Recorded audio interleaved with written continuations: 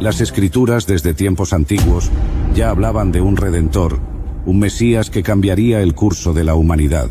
Las profecías sobre su llegada están llenas de esperanza, misterio y detalles que solo Dios podía orquestar. Hoy explicaremos cómo cada una de esas profecías anunciaban la venida del Salvador, el Hijo de Dios, que traerá redención al mundo. En los primeros momentos de la Biblia, encontramos indicios de que Dios tenía un plan de redención para la humanidad. En el libro de Génesis, cuando el pecado entra al mundo a través de Adán y Eva, Dios pronuncia una promesa que cambiaría la historia para siempre. En Génesis 3:15, el Señor dice: «Y pondré enemistad entre tú y la mujer, y entre tu simiente y la simiente suya. Esta te herirá en la cabeza, y tú le herirás en el talón». Esta es la primera profecía que apunta hacia un Redentor, un descendiente de la mujer que vencerá al maligno. Esta promesa fue la primera de muchas profecías que delineaban la llegada del Mesías. Cada una de estas palabras proféticas estaba destinada a mostrar a la humanidad que, a pesar de su condición caída, el amor y la gracia de Dios proveerían una salida. Un Redentor vendría para restaurar lo que se había perdido en el jardín del Edén, y cada profecía agregaba un fragmento más al cuadro completo del plan divino. Más adelante, en los libros de los profetas, Dios continuó revelando detalles sobre el Mesías prometido. El profeta Isaías, más de 700 años antes del nacimiento de Jesús, declaró: «Porque un niño nos es nacido, hijo nos es dado, y el principado sobre su hombro, y se llamará su nombre admirable, consejero, Dios fuerte, Padre eterno, príncipe de paz». Esta profecía nos muestra el carácter divino del Mesías y su misión de traer paz y salvación a un mundo quebrantado. No era simplemente un líder político o militar, sino un ser divino que encarnaría la paz y la justicia en su forma más pura. La descripción del Mesías como príncipe de paz era radical en un contexto histórico de constantes guerras y conflictos. El pueblo de Israel había enfrentado opresión tras opresión, y en medio de este sufrimiento, Dios promete enviar a un Mesías cuyo gobierno traería justicia y paz duradera. Esta promesa no solo les daba esperanza en medio del dolor, sino que apuntaba a una solución definitiva, una redención que trasciende lo temporal y se enfoca en lo eterno. Isaías también describe con increíble precisión el sufrimiento del Mesías. En el capítulo 53, habla de un siervo sufriente que llevaría sobre sí nuestros dolores y sería herido por nuestras rebeliones. Mas él herido fue por nuestras transgresiones, molido por nuestros pecados. El castigo de nuestra paz fue sobre él, y por su llaga fuimos nosotros curados. Este pasaje describe claramente el sacrificio de Jesús en la cruz, cumpliendo perfectamente las palabras proféticas que Isaías había recibido. La imagen del siervo sufriente nos recuerda que la redención no fue gratuita, sino que tuvo un costo enorme: la vida del Hijo de Dios.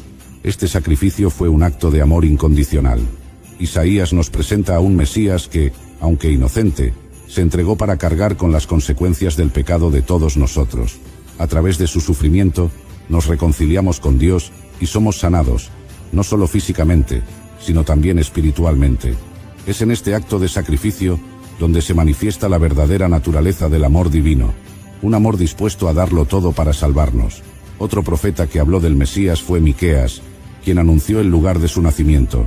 En Miqueas 5:2 leemos: «Pero tú, Belén Efrata, pequeña para estar entre las familias de Judá, de ti me saldrá el que será Señor en Israel, y sus salidas son desde el principio, desde los días de la eternidad». Esta profecía se cumplió cuando Jesús nació en Belén, confirmando que era el Mesías tan esperado. Belén, un lugar pequeño y aparentemente insignificante, fue elegido para ser el escenario del mayor evento en la historia de la humanidad, el nacimiento del Salvador.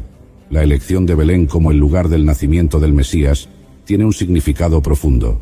Belén era la ciudad de David, el rey más amado de Israel, y fue allí donde Dios decidió que nacería el descendiente que ocuparía un trono eterno. Esto nos enseña que Dios no mira la grandeza desde una perspectiva humana. Él elige lo pequeño, lo humilde, para manifestar su gloria. Belén, aunque pequeña, fue engrandecida por ser el lugar donde la esperanza del mundo vería la luz. A lo largo de la historia del pueblo de Israel, Dios fue dando señales y profecías que apuntaban hacia la venida del Mesías. El rey David también fue parte de este plan profético. En el Salmo 22, David escribe palabras que describen el sufrimiento del Mesías de una manera tan detallada que parecen un relato de la crucifixión. Dios mío, ¿por qué me has desamparado? Horadaron mis manos y mis pies. Estas palabras se cumplieron siglos después, cuando Jesús fue crucificado, mostrando que, desde el principio, Dios tenía un plan perfecto de redención. David, sin saberlo del todo, fue un instrumento de Dios para dar a conocer el sufrimiento que el Mesías experimentaría. A través de la inspiración divina, David describe una escena que, en su época, no tenía precedentes: la crucifixión. Esto nos muestra cuán profundo y detallado es el conocimiento de Dios sobre el futuro, y cuán precisa es su palabra profética. Todo lo que Dios dijo se cumplió de manera exacta. El cumplimiento de estas profecías no es una casualidad. Cada una de ellas fue una señal de que Dios estaba preparando el camino para que la humanidad pudiera ser reconciliada con Él. Cuando leemos los Evangelios, vemos cómo Jesús cumple todas estas profecías. Su nacimiento, su vida, su muerte y su resurrección son la evidencia del amor de Dios y de su fidelidad a sus promesas. Las palabras de los profetas se convierten en realidades visibles en la vida de Jesús, evidenciando que el plan de Dios no conoce errores. Cada acto de la vida de Jesús estaba cargado de significado profético. Su entrada triunfal en Jerusalén montado en un asno cumplió lo que el profeta Zacarías había dicho: «Alégrate mucho, hija de Sión. Da voces de júbilo, hija de Jerusalén. He aquí tu rey vendrá a ti, justo y salvador, humilde, y cabalgando sobre un asno, sobre un pollino hijo de asna». Esta entrada no solo cumplió una profecía, sino que también nos mostró la humildad del Mesías, quien vino a servir y no a ser servido. Estas profecías nos enseñan que Dios siempre cumple su palabra. El Mesías prometido vino en el tiempo perfecto, y hoy podemos tener esperanza porque Jesús vive y reina. Él es el cumplimiento de todas las promesas de Dios, y es nuestra esperanza viva. La precisión con la que se cumplieron estas profecías nos debe llenar de confianza en que Dios, en su soberanía, tiene el control de todas las cosas. Nada se escapa de su voluntad, y cada promesa que Él ha hecho la cumplirá fielmente. Queridos hermanos, al reflexionar sobre estas profecías, recordemos que Dios tiene el control de la historia. Cada detalle fue planeado por Él, y así como cumplió sus promesas sobre el Mesías, también cumplirá cada una de las promesas que nos ha hecho. Podemos confiar plenamente en su palabra y en su amor por nosotros. No estamos solos. El mismo Dios que orquestó la venida del Mesías está a nuestro lado, guiándonos y cumpliendo su propósito en nuestras vidas. Estas profecías no solo nos muestran la fidelidad de Dios, sino también nos invitan a vivir con esperanza. Vivimos en un mundo lleno de incertidumbre, pero al conocer la historia del Mesías y cómo se cumplieron las promesas divinas, podemos estar seguros de que nuestro futuro también está en sus manos. Así como el pueblo de Israel esperaba con ansias la llegada del Salvador, hoy nosotros esperamos su regreso, confiados en que, así como vino la primera vez, vendrá nuevamente para establecer su reino de justicia y paz. Cuando hablamos de las profecías del Mesías, también debemos considerar el contexto en el cual fueron dadas. Estas palabras proféticas fueron proclamadas en tiempos de crisis, persecución y sufrimiento. Los profetas no solo anunciaban el juicio de Dios, sino que también traían consigo un mensaje de consuelo. Dios no había abandonado a su pueblo, y aún en medio de la aflicción, Él estaba obrando para traer salvación. Esto nos recuerda que la esperanza en el Mesías no solo era una promesa lejana, sino un ancla presente para el corazón afligido. El libro de Daniel también ofrece vislumbres fascinantes sobre el Mesías. En Daniel el capítulo 9, del versículo 24 al 27, encontramos la famosa profecía de las 70 semanas, que predice con asombrosa exactitud el tiempo de la venida del Mesías. Esta profecía señala el momento en el que el ungido sería cortado, una clara referencia a la muerte de Cristo. Daniel, en medio del exilio en Babilonia, recibió esta visión que confirmaba que Dios no había olvidado su pacto con Israel. A pesar de la distancia, la opresión y el dolor del exilio, Dios tenía un plan para redimir a su pueblo. Otro aspecto importante de las profecías es la conexión entre el Mesías y el establecimiento de un nuevo pacto. En Jeremías 31 del 31 al 34, Dios promete un nuevo pacto con la casa de Israel y la casa de Judá. un pacto que no estaría basado en leyes escritas en piedra, sino en corazones transformados. Jesús, en la última cena con sus discípulos, señaló que su sangre sería el signo de este nuevo pacto. De este modo, las profecías del Antiguo Testamento encuentran su cumplimiento perfecto en la vida y obra de Jesús, quien vino a traer una relación directa con Dios a través del perdón de pecados. Ezequiel también menciona la obra del Espíritu en conexión con el Mesías. En Ezequiel capítulo 36 versículos 26 y 27, Dios promete dar un nuevo corazón y poner un espíritu nuevo dentro de su pueblo. Este espíritu sería el Espíritu Santo, derramado a través del sacrificio del Mesías. El cumplimiento de esta promesa se vio en Pentecostés, cuando los apóstoles fueron llenos del Espíritu Santo, tal como Jesús lo había prometido. La venida del Mesías no solo trajo redención, sino que también hizo posible que la presencia de Dios habitara en los corazones de aquellos que creen. Finalmente, el libro del Apocalipsis nos muestra al Mesías en toda su gloria. Aunque en su primera venida Jesús vino como un siervo humilde, Apocalipsis revela al Mesías como el Rey victorioso que regresará para establecer su reino eterno. En Apocalipsis 19 del 11 al 16, vemos a Jesús como el juez justo, el Rey de reyes y Señor de señores. Esto nos recuerda que las promesas de Dios no se han acabado. Aún estamos esperando la culminación de su plan, cuando toda rodilla se doblará y toda lengua confesará que Jesús es el Señor. La exactitud con la que se cumplieron las profecías bíblicas acerca del Mesías es una prueba irrefutable de la veracidad de las Escrituras. Estas profecías fueron dadas cientos de años antes del nacimiento de Jesús y se cumplieron con precisión asombrosa. Esto no solo confirma la autoridad divina de la Biblia, sino que también nos brinda la certeza de que todas las demás promesas de Dios se cumplirán en su debido tiempo. Podemos confiar plenamente en la palabra de Dios, sabiendo que lo que Él ha dicho, lo hará, y que su plan para la humanidad es perfecto e inmutable.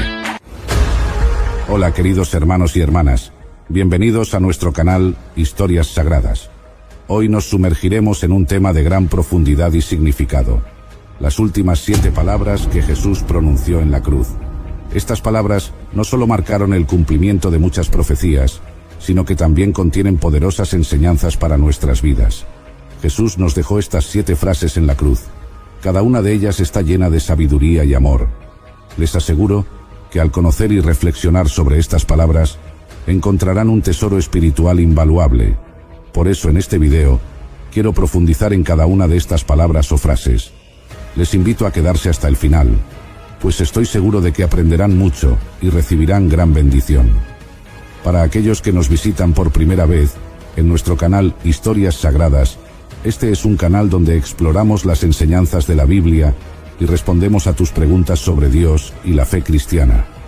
Si aún no lo has hecho, te invito a suscribirte y a activar la campana de notificaciones para que no te pierdas ninguno de nuestros videos. Sin más preámbulos, vamos a comenzar con la primera de las 7 palabras de Jesús en la cruz.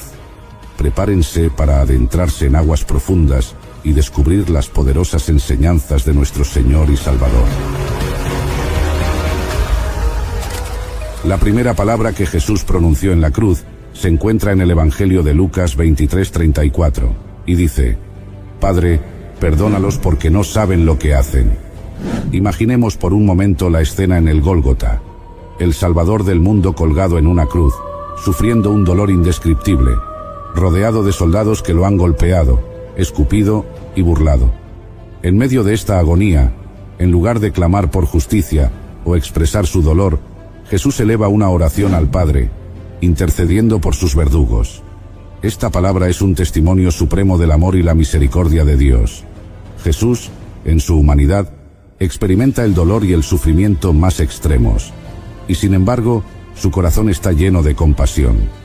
Al decir: Padre, perdónalos, no solo está pidiendo perdón para los soldados romanos que lo crucificaron, sino para todos aquellos que participaron en su condena y ejecución, incluyendo a los líderes religiosos y al pueblo que pidió su muerte.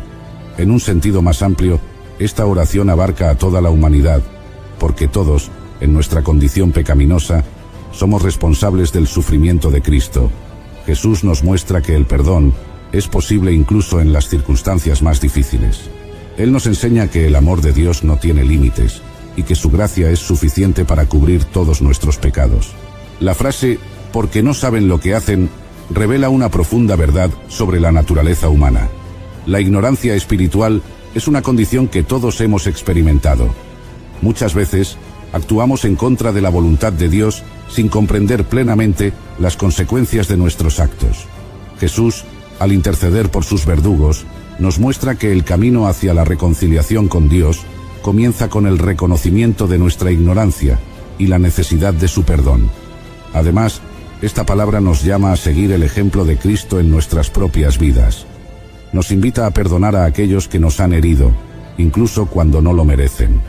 El perdón no significa ignorar el dolor o justificar la ofensa, sino liberarnos del peso del rencor y permitir que la gracia de Dios transforme nuestras relaciones. Al perdonar, imitamos a Cristo y permitimos que su amor fluya a través de nosotros, sanando corazones y restaurando relaciones. El perdón es una de las enseñanzas más difíciles de practicar, pero también es una de las más liberadoras. Cuando perdonamos, experimentamos la paz y la libertad que solo Dios puede dar. No se trata de un acto de debilidad, sino de una manifestación del poder del Espíritu Santo en nosotros. Jesús nos mostró que el perdón es un acto de obediencia y fe, un reflejo del carácter de Dios en nuestras vidas. La oración de Jesús en la cruz nos recuerda que el perdón es posible y que a través de él podemos experimentar la plenitud del amor de Dios. Al meditar en esta primera palabra, pidamos al Espíritu Santo que nos llene de la capacidad de perdonar, de amar sin condiciones y de interceder por aquellos que nos han hecho daño. Que podamos, como Jesús, mirar más allá de las ofensas y ver la necesidad de salvación en cada persona. Que su ejemplo nos inspire a vivir una vida marcada por la gracia y la compasión. La segunda palabra que Jesús pronunció en la cruz se encuentra en Lucas 23:43 y dice: «De cierto te digo que hoy estarás conmigo en el paraíso». En esta escena, Jesús no está solo en su sufrimiento. A su lado, dos criminales están siendo crucificados. Uno de ellos se burla de Jesús, pero el otro, consciente de su propia culpa y de la inocencia de Jesús, le dice: «Jesús, acuérdate de mí cuando vengas en tu reino». Es en respuesta a esta súplica sincera que Jesús pronuncia estas palabras de promesa y esperanza. Imaginemos la escena. Un hombre que ha vivido una vida de crimen, en el último momento de su existencia, encuentra la fe y se vuelve a Jesús. En su desesperación y arrepentimiento, reconoce a Jesús como su Salvador. Y Jesús, en su infinita misericordia, le ofrece no solo perdón, sino también la certeza de la salvación. «Hoy estarás conmigo en el paraíso» es una declaración poderosa y transformadora. Esta segunda palabra de Jesús nos revela varias verdades profundas. En primer lugar, nos muestra que la salvación es un regalo de gracia que no depende de nuestras obras, sino de nuestra fe en Jesús. Este criminal no tuvo tiempo para hacer buenas obras, no pudo redimirse a través de acciones, pero su fe en Jesús fue suficiente para garantizarle un lugar en el paraíso. Esto nos enseña que nunca es tarde para volverse a Dios y que su gracia está disponible para todos, sin importar nuestro pasado. Además, la promesa de Jesús, «Hoy estarás conmigo en el paraíso», nos asegura que la vida eterna comienza en el momento en que ponemos nuestra fe en Él. No es algo que esperamos en un futuro lejano, sino una realidad presente. Esta promesa ofrece consuelo y esperanza a todos los creyentes, recordándonos que al morir, nuestras almas van inmediatamente a estar con el Señor. No hay un periodo de espera, no hay incertidumbre. La muerte, para los que están en Cristo, es una transición a una vida plena y eterna en su presencia. La respuesta de Jesús al criminal arrepentido también nos desafía a considerar nuestra propia actitud hacia el arrepentimiento y el perdón. Nos muestra que el verdadero arrepentimiento, incluso en el último momento, es aceptado por Dios. No hay pecado demasiado grande, no hay vida demasiado rota, que no pueda ser redimida por el amor de Cristo. Esta palabra nos llama a no juzgar a los demás por su pasado, sino a ver cada corazón como una posible morada del Espíritu Santo. Jesús, al asegurarle al ladrón que estaría con él en el paraíso, nos muestra la profundidad de su amor y su disposición a salvar. Este es un amor que trasciende el tiempo y las circunstancias, un amor que está siempre dispuesto a recibir a quien se vuelve a Él con fe y arrepentimiento. Es un recordatorio de que la misericordia de Dios es inagotable y su gracia es suficiente para todos. Al meditar en esta segunda palabra, pidamos a Dios que nos dé un corazón lleno de compasión y misericordia, que nos permita ver a los demás a través de los ojos de Cristo y que nos dé la valentía para compartir su mensaje de esperanza y salvación con el mundo. Que podamos vivir con la seguridad de su promesa de vida eterna y que nuestra fe en Jesús nos guíe cada día hacia una relación más profunda con Él. Avancemos a la tercera palabra de Jesús en la cruz, y esta se encuentra en Juan 19, 26, 27, que dice: «Mujer, he ahí tu hijo», y a Juan le dijo: «He ahí tu madre». En este momento de profundo sufrimiento y agonía, Jesús, con un amor que trasciende el dolor físico, muestra su cuidado y preocupación por los suyos. Al ver a su madre, María, y al discípulo amado, Juan, de pie junto a ella, Jesús les habla con ternura y compasión, asegurándose de que su madre no quedara desamparada. Imaginemos la escena. María, la madre de Jesús, está viendo a su hijo sufrir en la cruz. El dolor en su corazón debe haber sido indescriptible, una espada atravesando su alma, como le había profetizado Simeón en el templo. En medio de su propio dolor, Jesús piensa en el bienestar de su madre, mostrando un ejemplo supremo de amor filial.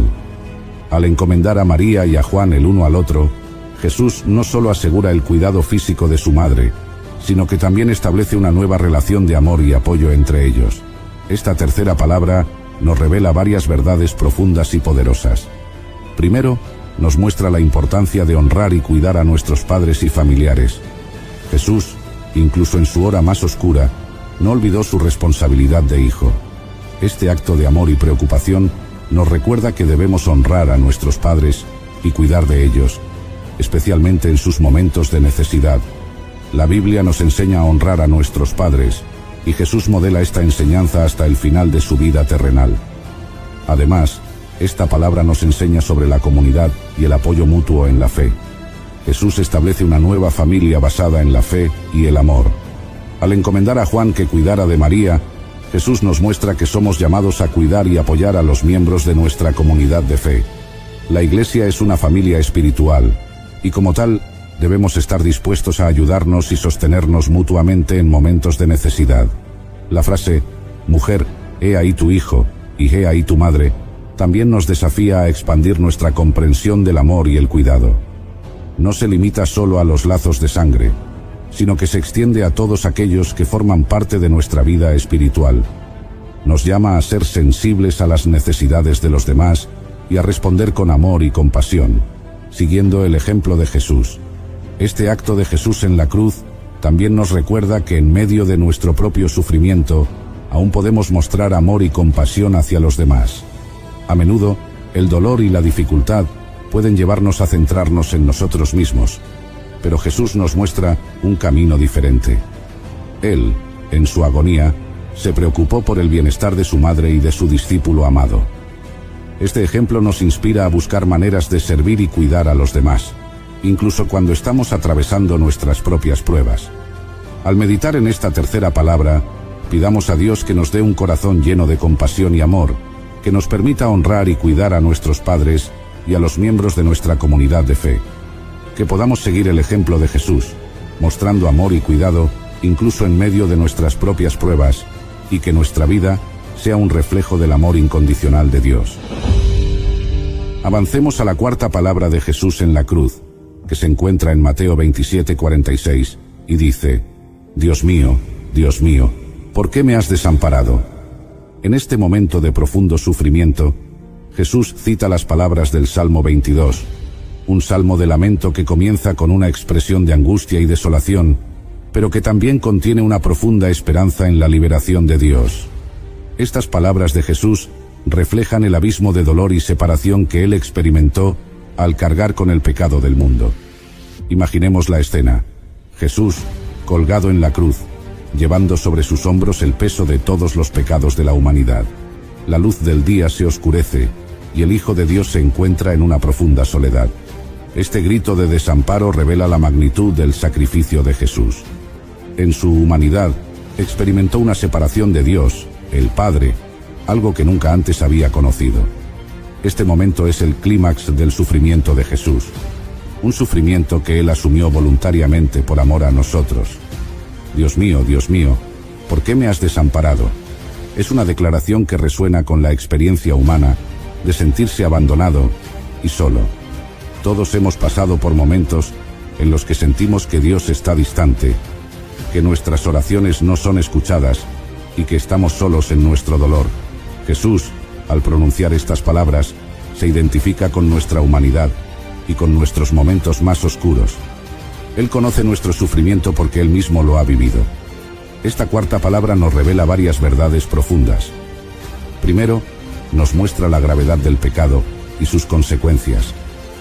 El pecado crea una separación entre nosotros y Dios, una separación que Jesús experimentó en nuestro lugar. Al tomar sobre sí nuestros pecados, Jesús experimentó la desolación que el pecado causa. Este sacrificio nos ofrece la oportunidad de reconciliación con Dios, una reconciliación que no podríamos lograr por nosotros mismos. Además, esta palabra nos enseña sobre la fidelidad de Dios incluso en medio del desamparo. Aunque Jesús se sintió desamparado, su grito fue una oración dirigida a Dios. Incluso en su angustia, Jesús no dejó de confiar en el Padre. Esto nos enseña que, en nuestros momentos de mayor desesperación, podemos clamar a Dios, confiando en que Él está presente y escucha nuestras oraciones. Aunque no siempre entendamos sus caminos, podemos tener la certeza de que Dios está con nosotros. Al meditar en esta cuarta palabra, pidamos a Dios que nos fortalezca en nuestros momentos de desamparo, que nos dé la fe para clamar a Él y la esperanza para esperar en su liberación, que podamos encontrar consuelo en la certeza de que Jesús ha llevado nuestro sufrimiento y que a través de su sacrificio tenemos acceso a la presencia y al amor de Dios. Ahora, avancemos. La quinta palabra que Jesús pronunció en la cruz se encuentra en Juan 19:28 y dice: «Tengo sed».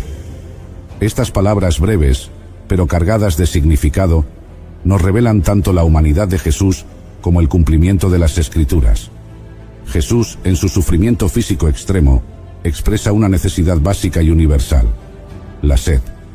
Pero esta declaración va más allá del mero deseo de agua. En ella se entrelazan la profecía, el sacrificio y la misión redentora de Cristo. Imaginemos la escena. Jesús, después de horas de tortura y crucifixión, está deshidratado y débil.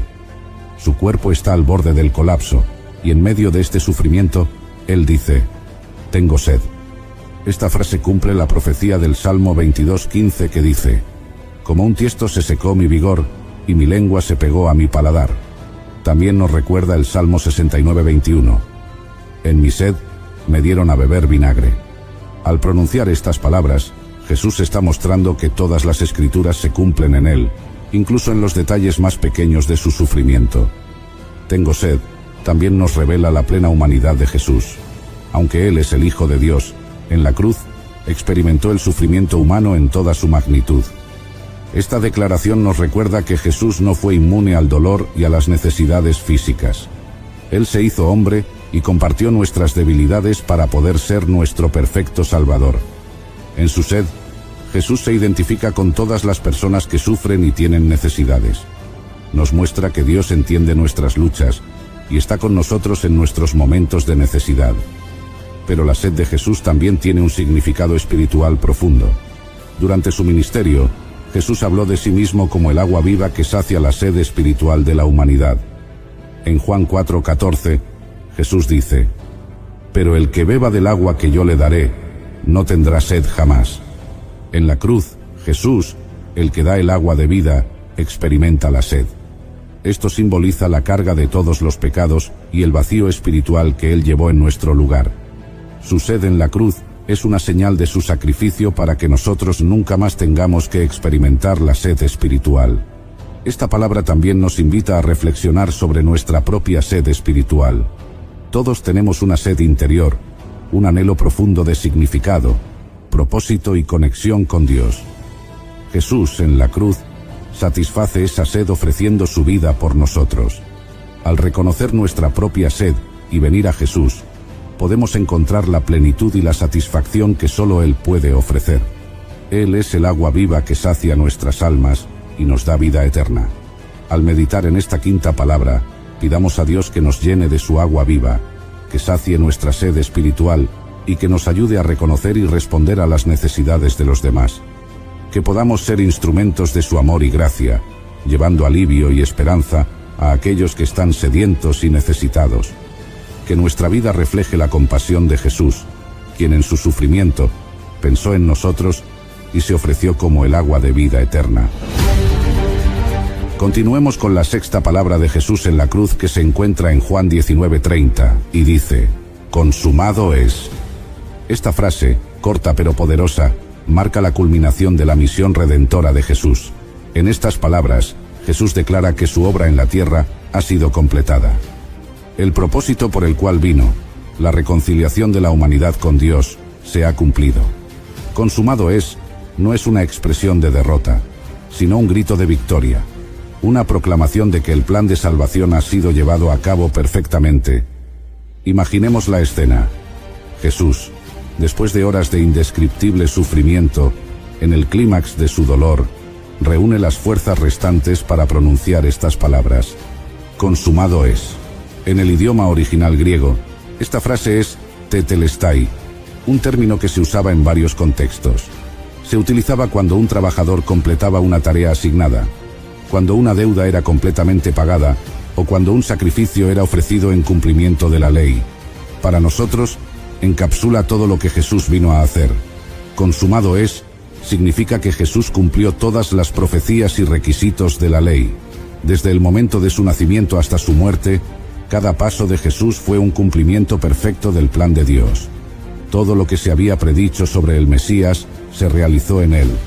La justicia de Dios fue satisfecha, el precio del pecado fue pagado en su totalidad y la puerta de la salvación fue abierta para todos.